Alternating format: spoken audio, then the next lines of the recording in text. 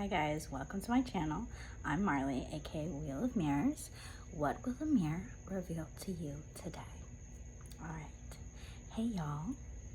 Oh, some smoke just entered my eye, so let me put this down. Oh my goodness. Oh. So, excuse me. These pants are too big for my britches. Or, britches is underwear, never mind. So it's too big. They're too big. But I'm fluctuating. I'm fluctuating right now. I have always fluctuated with my weight all my life. I've always been in between sizes. So whether I'm skinny, chunky, funky, whatever, I've always been between sizes. So nothing really has ever quite fit me right. Some of you might resonate with that or relate to that. So as y'all can tell from the title, it's gonna be another, I was gonna say a new. Well, it technically is new because it's a new Muse. So this Muse today is Twofoldness.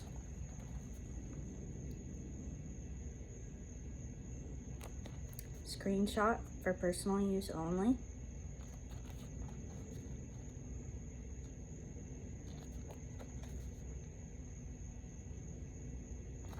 All right. So I'm going to read the definition twofoldness from Meditations on the Tarot. This is in regards to the High Priestess.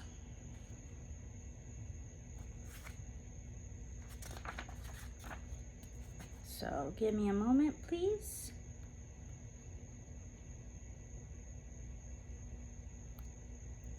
I'm going to be, I should have probably done this before I hit record.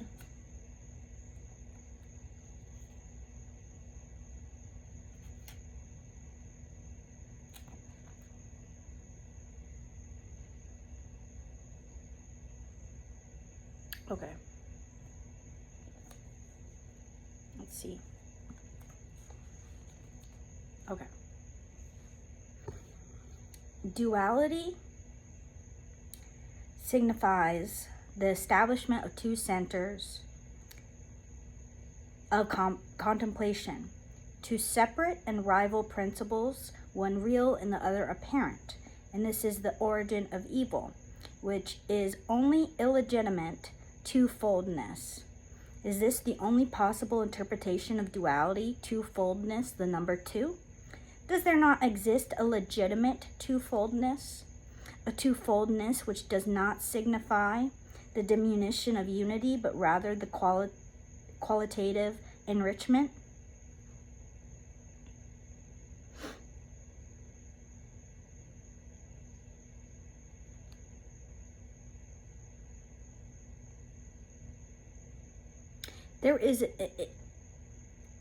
There are multiple points that talk about twofoldness. And I just want to make sure that I'm going to be reading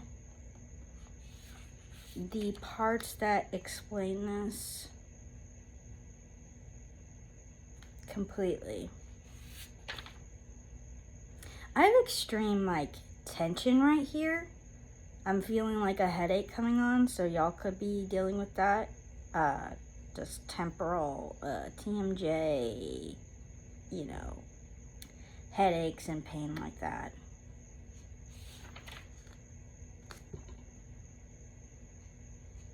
If y'all don't care about this, you can skip ahead.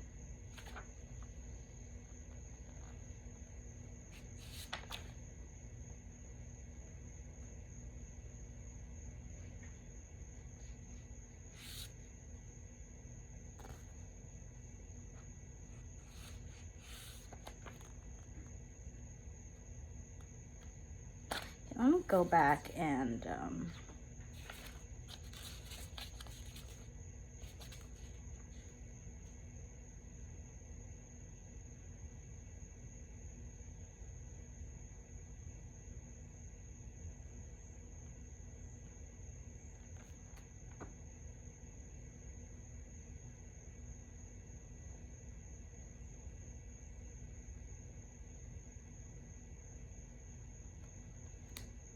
Okay, so I'm feeling called to read a few sections of it. So I'll start, and I'm going to reread a section that I already read down here at the bottom because I'm being called to tie in with what is above it. All right.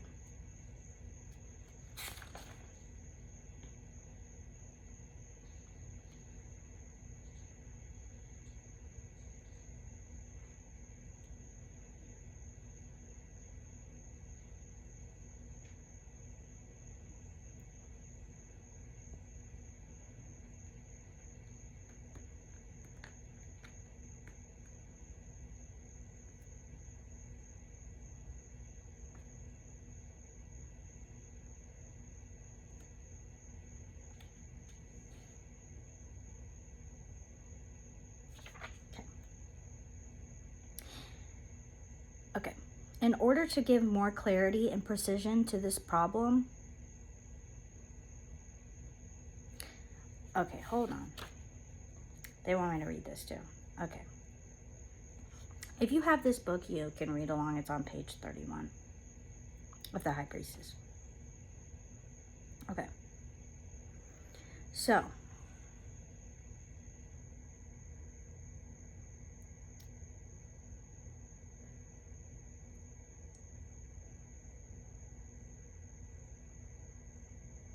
it's hard to read sections because they're always a lead off from something else. So I don't want to confuse anyone. Okay. So this is what Plotinus, Plotinus,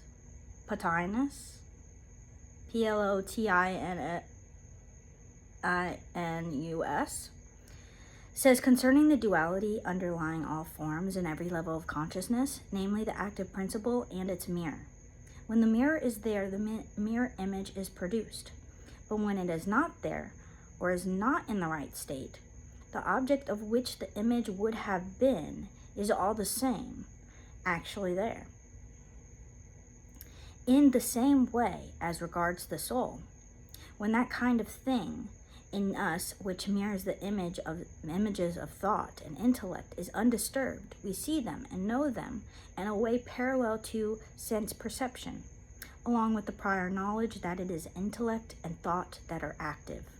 But when this is broken because of the harmony of the body is upset, thought and intellect operate without an image, and then intellectual activity takes place without a mind picture. This is the Platonic conception of consciousness, the thorough study of which can be I have dyslexia. This is the Platonic conception of consciousness, the thorough study of which can serve by way of introduction to the nocturnal conversation of the Master with Nicodemus on the reintegration of consciousness, or the aim of Christian yoga. Christian yoga does not aspire directly to unity, but rather to the unity of two. This is very important for understanding the standpoint which one takes towards the infinitely serious problem of unity and duality. For this problem can open the door to truly divine mysteries and can also close them to us. Forever, perhaps, who knows? Oh, that's attached to my head. Because I was trying to have these like little ones like down here, and like that's too much. And this one's like a little scraggle puss. Okay, that's something. Now that's something. Okay, I'll keep it. Okay.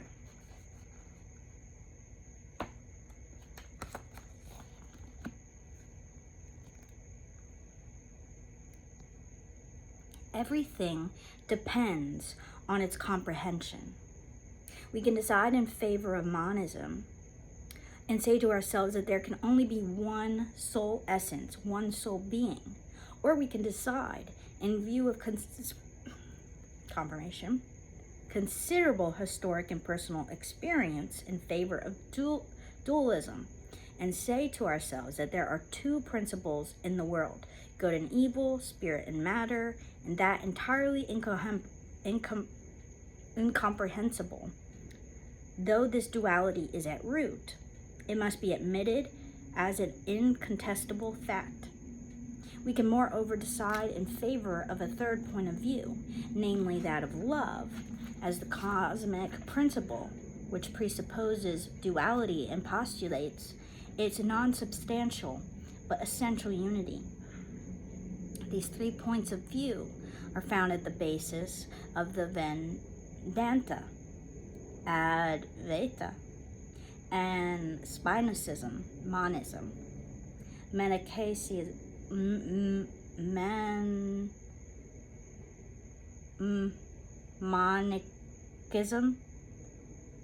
Monism, and certain Gnostic schools, dualism, and the Judeo-Christian current, love.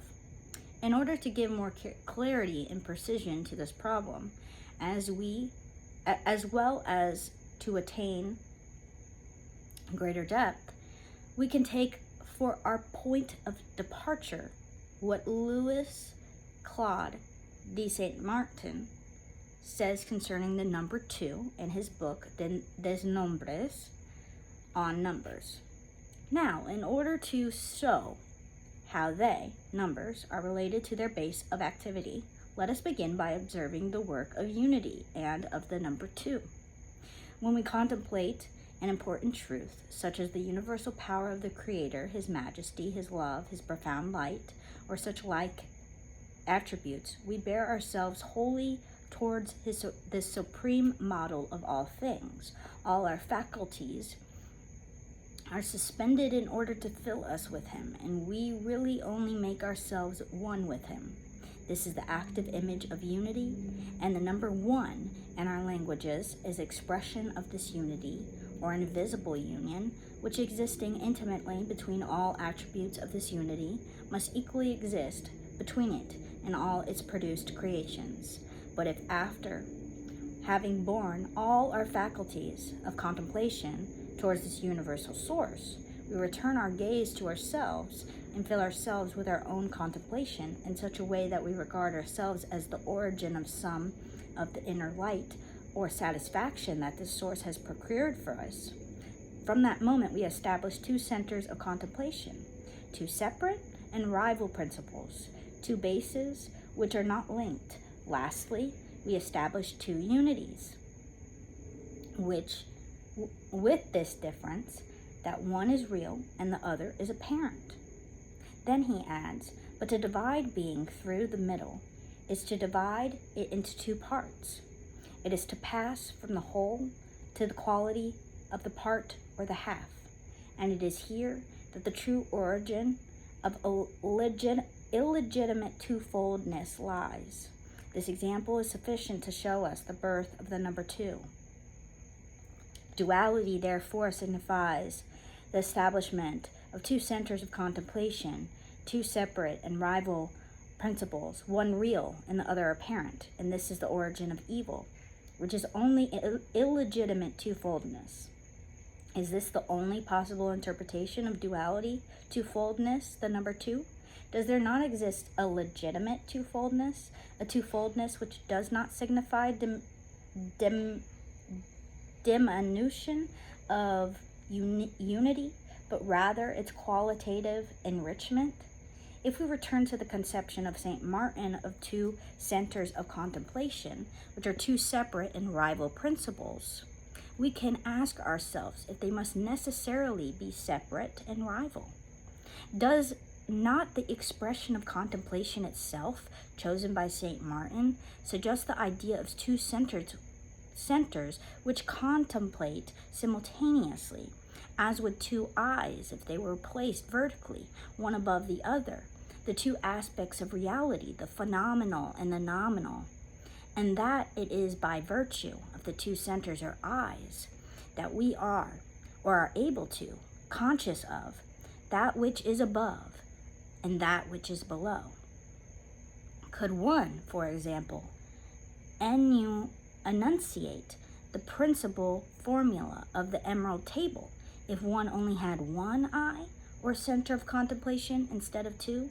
Now Zephyr Yetzirah says, 2 is the breath which comes from the spirit and formed in it are 22 sounds, but the Spirit is first and above these. One more paragraph they're saying. Okay. Or in other words, 2 is the divine breath and its reflection. It is the origin of the book of Revelation, which is the world as well as the Holy Scripture. 2 is the number of consciousness of the breath of the Spirit, and it's formed engraved letters. It is the number of reintegration of consciousness, signified by the Master to Nicodemus by the virginal water and the breath of the Holy Spirit. 2 is all this, and it is even more. Not only is the number 2 not necessarily the illegitimate twofoldness described by St. Martin, but also it is the number of love, or the fundamental condition of love, which it necessarily presupposes and postulates, because love is inconceivable without the lover and the loved, without me and you, without one and the other. If God were only one, and if he had not created the world, he would not be the God revealed by the Master, the God of whom St. John says, God is love, and he who abides in love abides in God, and God abides in him. 1 John 4:16. Wow. All right. Okay, sorry. That was a long reading, but if y'all stuck by, thank you. Yeah, it's hard for me to read. It's hard. It's hard for me to speak. It's hard for me to read. When I read, I have to underline everything, and I hate writing in books because I feel like, oh my gosh, I can't, I don't, want when I pass this on that people are gonna, I think a lot of how other people might feel and what they might not, what they might be disappointed in if they find a book that they want to read and then it's all highlighted and underlined and they're like, damn, really? But I have to do it. I have to.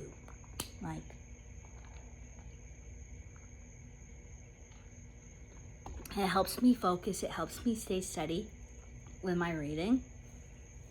If you have dyslexia and you've maybe shied away from reading, or you want to read but you just feel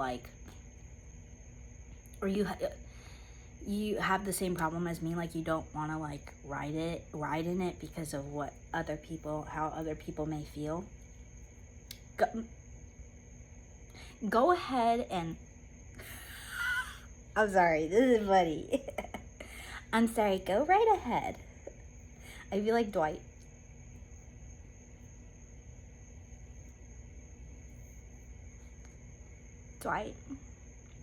Dwight, what's his fucking name? Short, something like that. I don't fucking. Anyways, so let's get right into this twofoldness. Okay, we're gonna get right off into Christ consciousness deck because that's what we're in. We're in that vibe right now. Oh wow. Should I? They want me to take them. Okay. These cards from two different decks came flying out. Some from the fairy deck, so the fairies the fae want to say something, and some from the cannabis deck that I have. So yeah, let's get into these first. So 4 came out from the fae. The Singer of Intuition, the Singer of Courage. Wow. Powerful energy here right now. The Dark Lady. Let's excuse me, I have to cover her titties. She's given Lilith.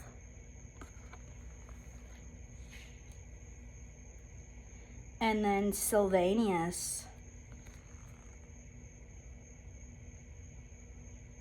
Now, I do not have the book out here with me, so I'll either have to look it up on my phone, but I'll try my best to intuitively pick up on what they're putting down, you know? So, right off the bat, I'm flipping this upside down, but it's because it's making me think of this. Her crescent moon right above her head is like aligning with this reversed.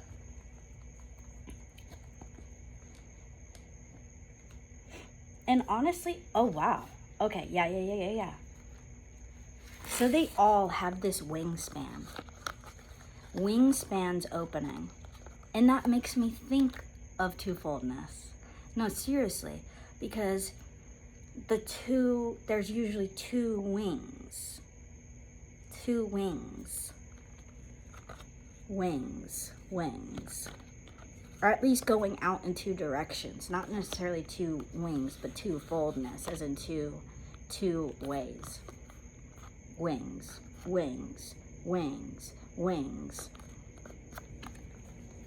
Yeah. Yeah. Wow. Okay. So, right off the bat, I want to say it's intense, but it is intense, but it's like a different type of intense. It like, I don't know, it like powers you up. It powers you up. It makes you feel supported. Holy Spirit. 8, work through me. Yeah, okay. Definitely.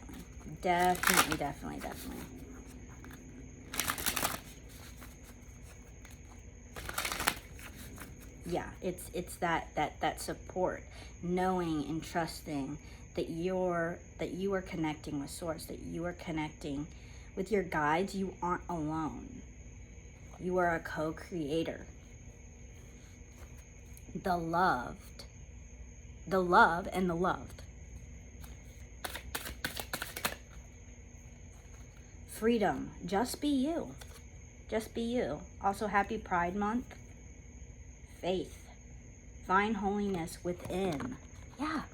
Yeah. Twofoldness, a mirror. It's a mirror.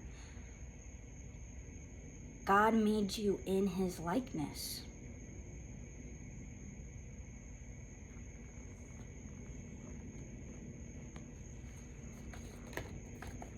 I'm hearing, because of this balloon, I'm hearing,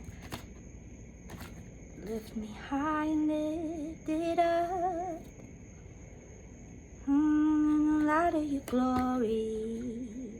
Pour out your power and love as we sing, holy, holy, holy, holy, holy, holy.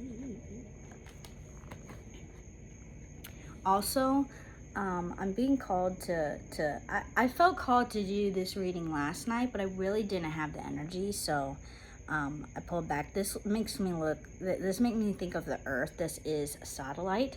My friend Ellie gave me this. And then last night I was kind of just, I had this flat, and I kind of had it like right here. And I was noticing, I was just watching it. You can't really see, but it was like in the center. And it made me focus on the light reflecting on the satellite, and then it made me focus on the shadow and the twofoldness of such, the physical, your physical essence, your physical, and it might not even be physical, but no, it is. It's talking about the physical, and then your shadow, your light and your shadow.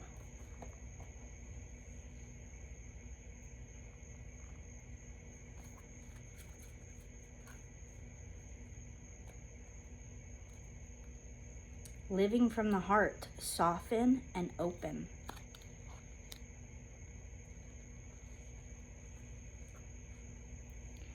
Be love and let love.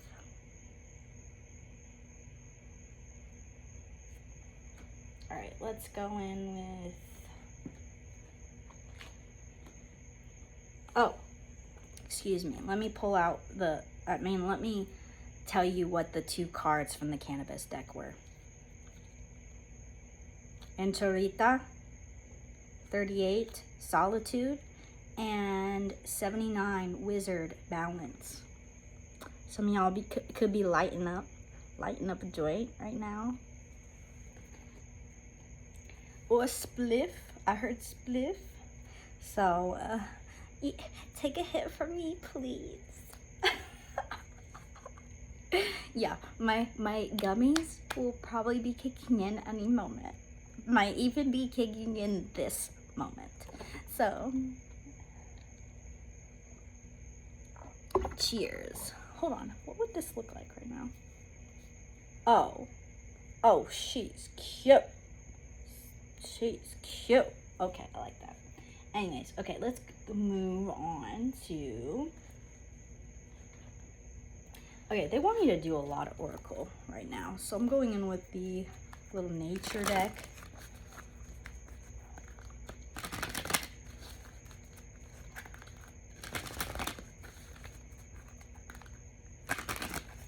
This my baby daddy got me. If y'all have been following me for a while and you notice that I've gone from calling Gather my fiance to my baby daddy, it's because we're not together anymore, but we are still best friends. We still are co-parents. We still are planning to you know, live our life together. We, you know, sometimes things don't align romantically, but they still are. Like, he's still my twin flame. He's still my twin flame. I know there's so much that I'm supposed to accomplish with this man on this earth, and having a child was one of the things. Little did we know, but yeah.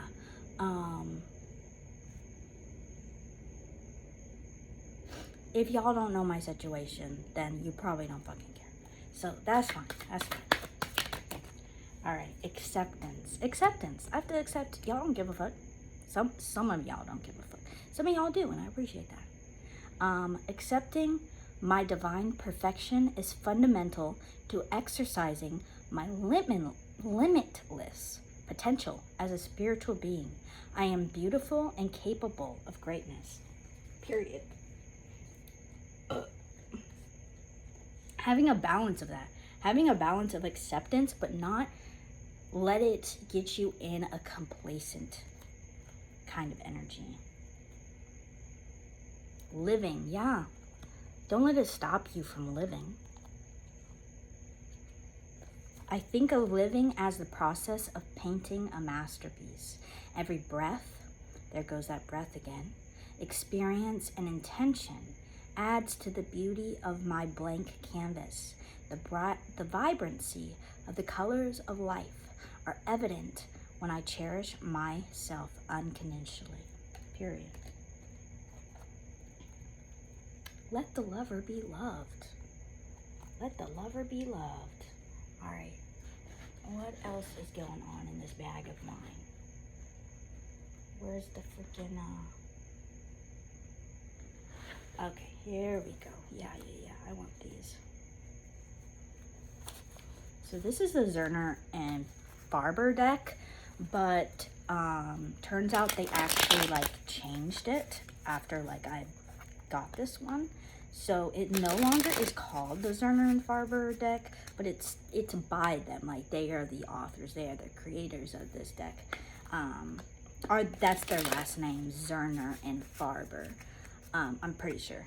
But now it's called like the Enchanted Tarot, which I'm pretty sure there's also another deck out there called the Enchanted Tarot. But yeah, this deck is gorgeous, and we're feeling love right now. And I don't even know if romantic, but we will see. We will see what comes out, you know.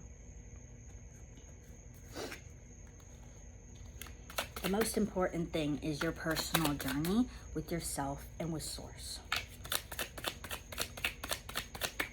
Not saying that your connections with people aren't also a reflection of that and aren't also just as important, but you and your relationship with yourself and your relationship with Source needs to come first. You have to have that in balance for anything, for any other connections to have balance.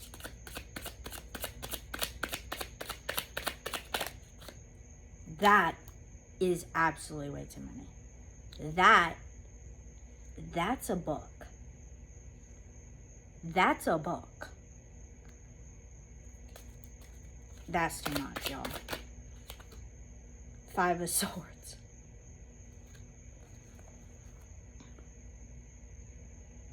I'm hearing, we'll send it that way then.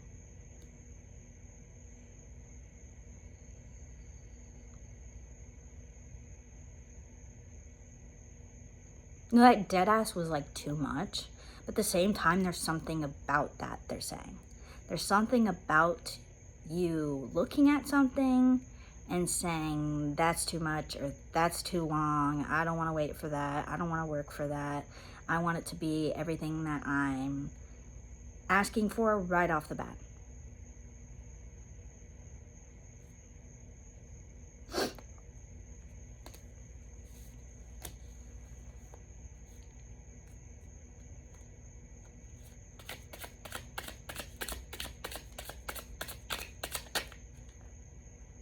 The Lovers. Okay, so this could be a relationship or a contract of sorts. Possibly you're even dreaming of this.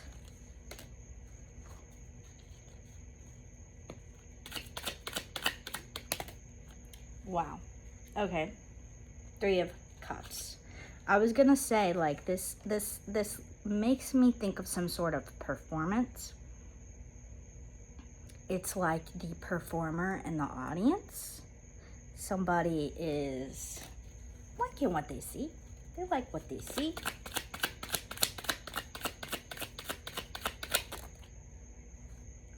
Wow, 7 of Pentacles, the Hermit, and the King of Hearts.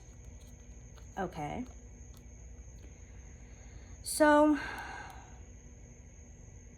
I'm feeling like you're someone that has taken a long time to invest in yourself. This could be 9 years or 9 months. For some of you, it's a cycle. So it could even be within 9 weeks that you've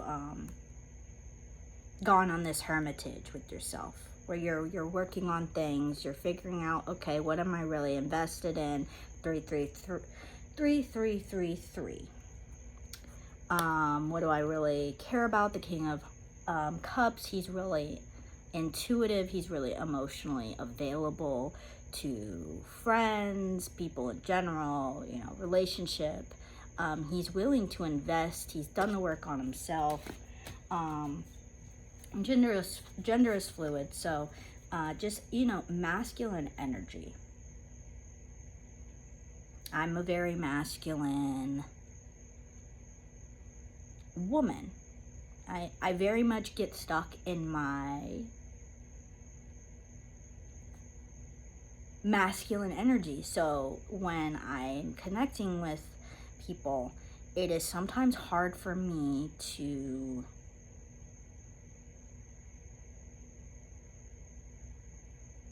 ease into my feminine energy and allow the other person to balance me.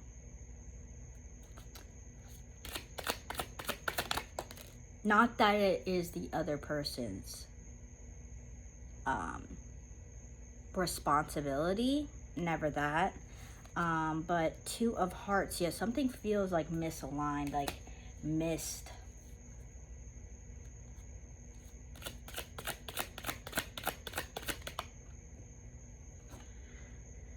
Nine of Swords reversed.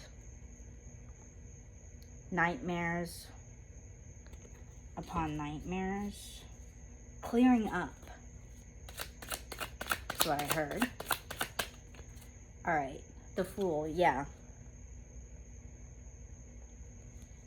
Someone's starting, whether this is you or somebody else around you, there's this energy of truly feeling like things are finally clearing up.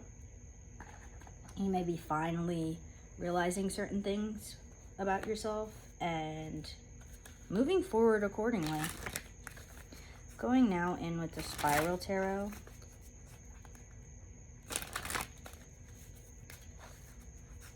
What else can you tell us? The Lover's on the bottom of the deck again.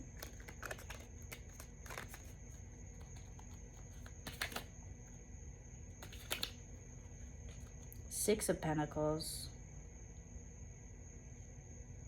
Something about an exchange. A pact.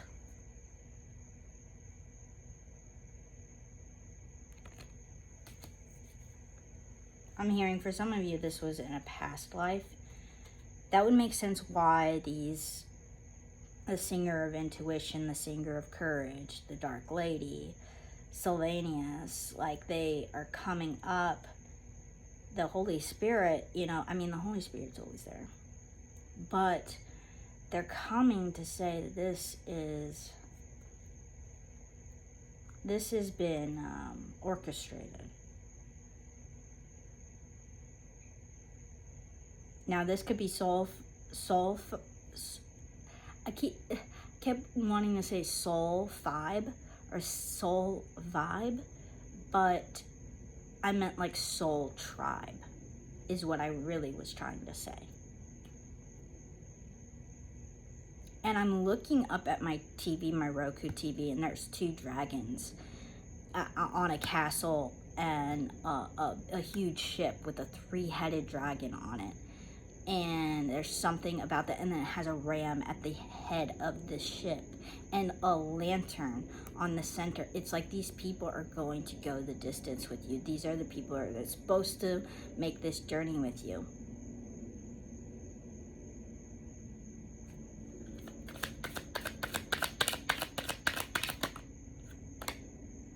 Ten of Pentacles, yeah. This is Soul Vibe. Soul Vibe. Is that something? What the fuck is that? Does somebody have like a company or like a business or something like that? It's called Soul Vibe. Soul Vibe. Soul Vibe. Soul Vibe. Soul Vibe. Let me look that shit up. Soul.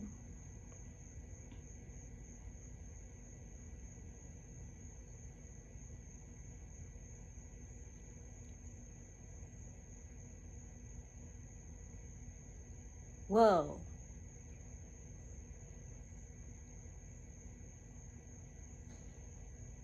Oh.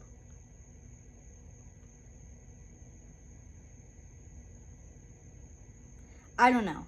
Because I'm not finding anything on the internet about it. It could be something completely random and personal to one of you watching. I don't know. But yeah, this is your soul family. Soul tribe. These are people that may not have been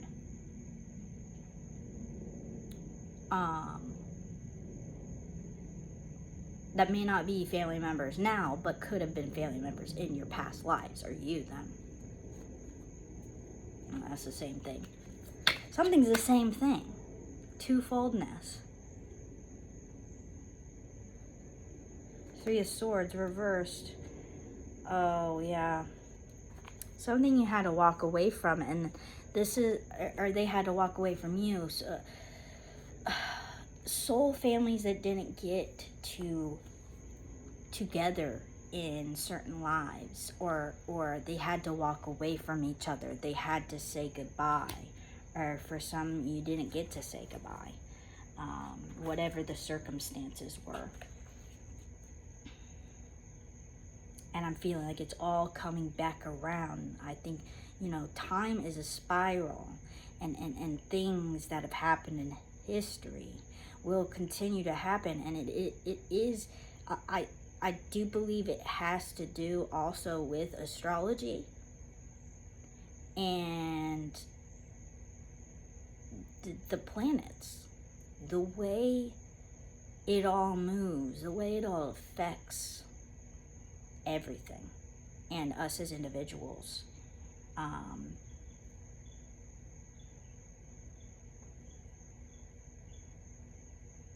hearing the only thing that stays the same is God. The only thing that doesn't move is God.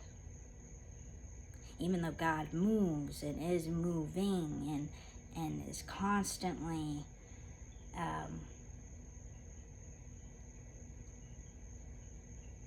showering his love.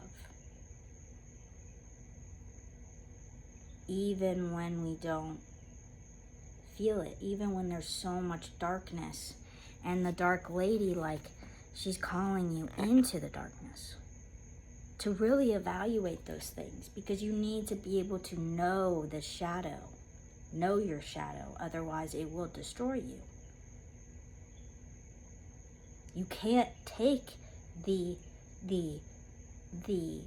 log or the splinter, whatever Jesus said, out of your eye, the plank or whatever, out of your own eye, if you can't identify what is it that is making that happen. What is it that's blinding you to the truth about yourself?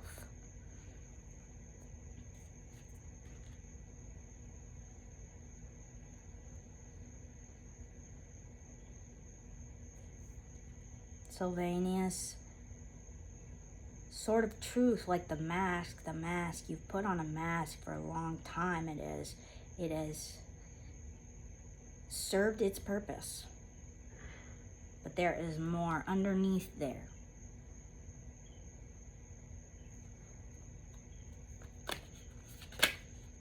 The High Priestess. Twofoldness. I was going to be surprised if she did not come out.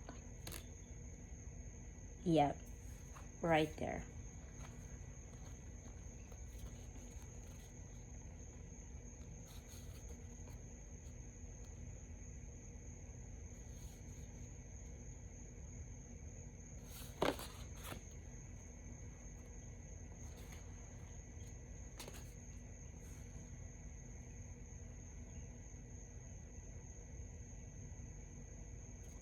I'm looking at, it says Torah,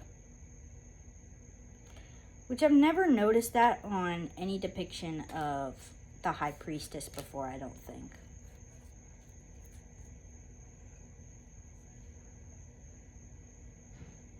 The Torah is definitely significant right now. So is the Bible, everything that's going on, and I'm really trying to ground myself because it is very difficult. It is very difficult to try to I mean, yeah, I don't even want to go down that road right now. I will get furious.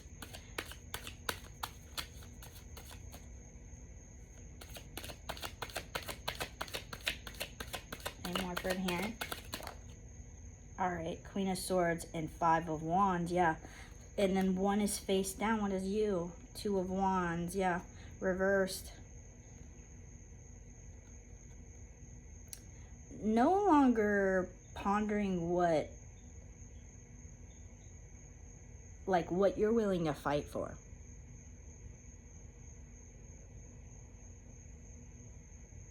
Like, yeah, because there are going to be people that come up against you. Like, are you sure? It doesn't seem 4. Like, it doesn't seem like you know where you're going.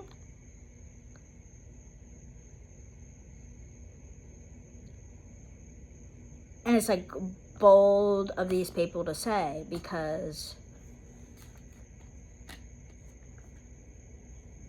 like, I don't know, something about certain people trying to stop you, or just express their, and my nose is itching, so confirmation, that you, I'm hearing, aren't capable. And very interesting, because nothing in here has said you are not capable. Temperance, yeah. You are, I heard you were made for this. But you had to nurture yourself to that point. You had to balance yourself to that. And not let it continue to be, you know, I'm hearing like a war against good and evil within you. Like there had to be, you had to come to the conclusion through experience with facing your fear and facing your shadow, that your shadow is not your enemy. Your shadow is not, oh my God, this like horrible part of you. There might be horrible things within it, but those were to show you aspects of yourself that were healed, that were still in pain, and that needed to be transmuted, so that you could recognize that your shadow side, your darkness is just another part of you, is another side of you, another face of God, you know, like however you want to look at it. Let's go in with, because I feel like there's, so actually the deck I thought was in here is actually not in here whatsoever. So let me go in with this deck. These decks, okay. This is the, I'm not sure, I always forget it. It's like the, something like 3D consciousness or something, or total consciousness. 1, spirit awareness. Here's that earth. I embrace my soul purpose and align all aspects of my life to it fully. Thank you, Lord. Got the whole world in his hands. He's got the whole world in his hands. He's got the whole world in his hands. He's got the whole world in his hands. Alright. And then the other card that came out was 30. Reach for your dreams. I'm the creator of my own dreams and achieve them with confidence. Exactly. You're the co-creator. Alright, let's go in with the Be Not Afraid or Don't Be Afraid Oracle deck. Angels.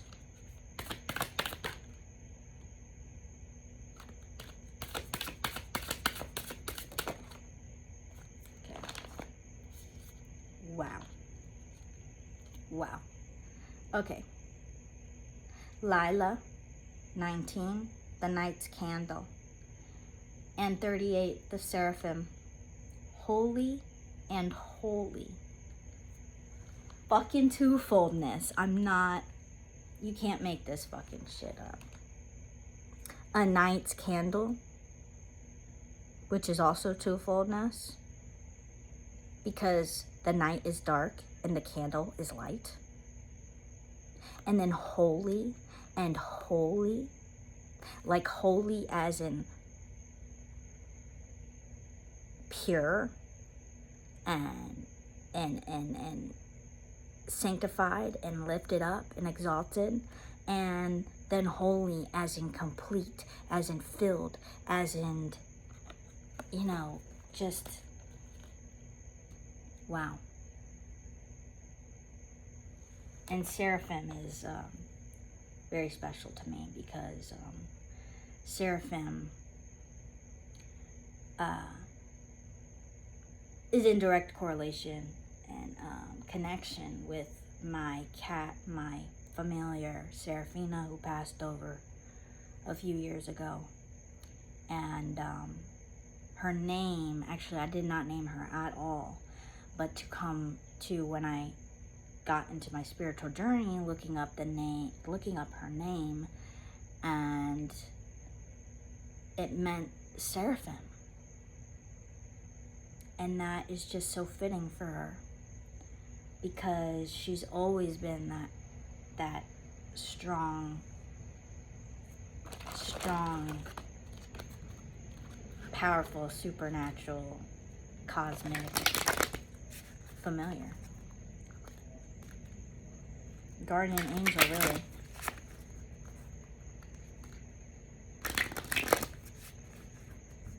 And I'm thinking about my other familiar, Mama Moo, who passed away this past week. She had really, really bad kidney stones, and it was not my decision, but we could not afford the surgery, and my mom decided to put her down.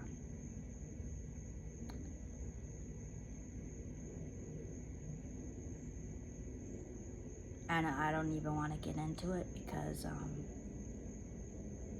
it's devastating to me. It still makes me angry, for reasons some of you probably could assume. But yeah, let's go on. Lastly, closing out with the tree magic. Twofoldness. Fulfillment. 38, the mimosa tree. Might, activity, energy, and faithful enthusiasm bring the sure beauty of your objective. Exactly. Trust in yourself, trust in your capabilities, and trust in God, and trust in their capabilities. A windfall. Yo, this came out in the other reading the other night. 31, the almond tree. Inner riches grow from psychological maturity, bringing a windfall of good fortune, period. All right, we're going to leave it there, because this is a long-ass one. God bless y'all.